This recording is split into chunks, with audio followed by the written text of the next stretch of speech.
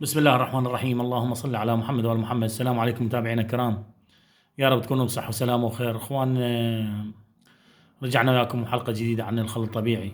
آه، اكو جماعة هواي دزوا لي اسئلة واستفسارات. اخوان، انا نزلت اكثر من حلقة عن الخل الطبيعي وشرحت الفوائد والمضار والمدة والحلال والحرام والشغلات، يعني هواي احنا هواي سألنا ويعني جتنا اسئلة وجاوبنا عليها.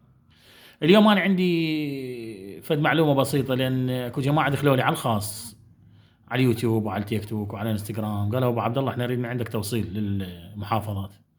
انا الصراحه كان ما عندي توصيل المحافظات، لكن تعرفت على شخص من جماعتنا عنده توصيل العفو، عنده توصيل كافه محافظات العراق، يعني من الشمال الى الجنوب، ياخذ 5000 على التوصيل. اخوان، هذا الخل بالنسبه له انا ابيع كميات، يعني اللي يريد يشتري يشتري يعني من 3 بطاله وفوق، لان تدرون التوصيل يعني غالي هواي.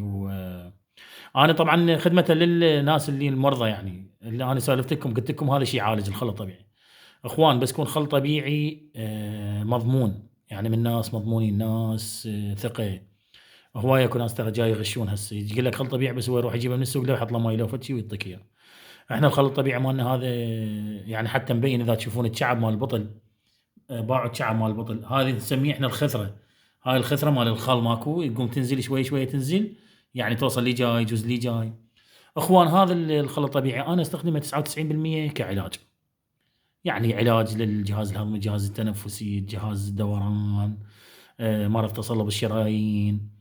يعني هذول خاصة عندنا اللي جماعة القلب، ما قلب وتصلب الشرايين والانسداد بالشرايين، احسن ما يروح يسوي عملية وقسطرة، واكو بهم ناس يخافون، واكو ناس يفقدون حياتهم، واكو ناس.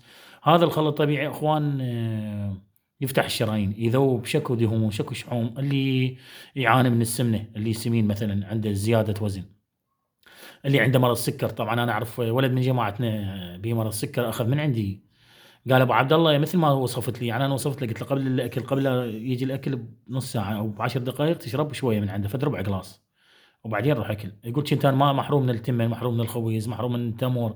يقول حتى تمر قمت اكل تمر، هذا التمر مالنا الخستاوي ماكو. هسه احنا معروفين بالعراق يعني تمر خستاوي كلش حلو عندنا، حيل درجه الحلامات قويه.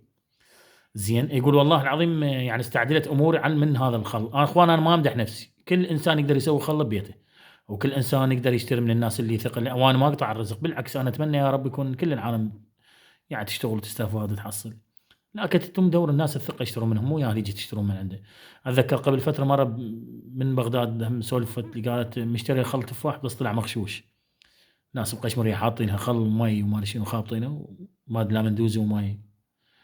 المهم اخوان، هسه احنا صار عندنا توصيل كافه محافظات العراق، واتمنى ان اللي عنده سؤال استفسار بخصوص الخل، طبعا انا اكو جماعه جاي يراسلوني حتى على الواتساب طبعا، ويزيدوني شرف ويزيدوني فخر بانه يعني جربوا طريقتي، يعني اكثر من واحد راسلني وواحده متابعه قالوا ابو عبد الله احنا سوينا على طريقتك مال الخال ونجح عندنا، ناس طلع عندهم مور، ناس طلع عندهم حلو، يعني هي مره مرتين 10 يصير عندك ينضبط عندك.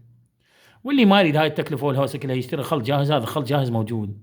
اخوان، قلت لكم الخل يعالج هواي امراض. انا هسه عندي خلطه بالاعشاب ان شاء الله راح انزل حلقه، عندي خل باليانسون وخل بالزعتر، وخل راح اسوي بالزنجبيل، يعني هن ادويه اخوان، ادويه اللي عنده كلى، اللي عنده مراره، اللي عنده معده، اللي يعني ان شاء الله نفيد العالم ونستفاد. واللهم يفتح بوجهكم ويرزقكم الصحه والسلامه. لا تنسون اخوكم ابو عبد الله من الدعاء، وراح اخلي رقم الواتساب بصندوق الوصف، اللي يريد سؤال استفسار، اللي يريد يحجز خل يشتري، هم احنا موجودين وبخير يدلل. اشوفكم على خير بالحلقه القادمه ان شاء الله.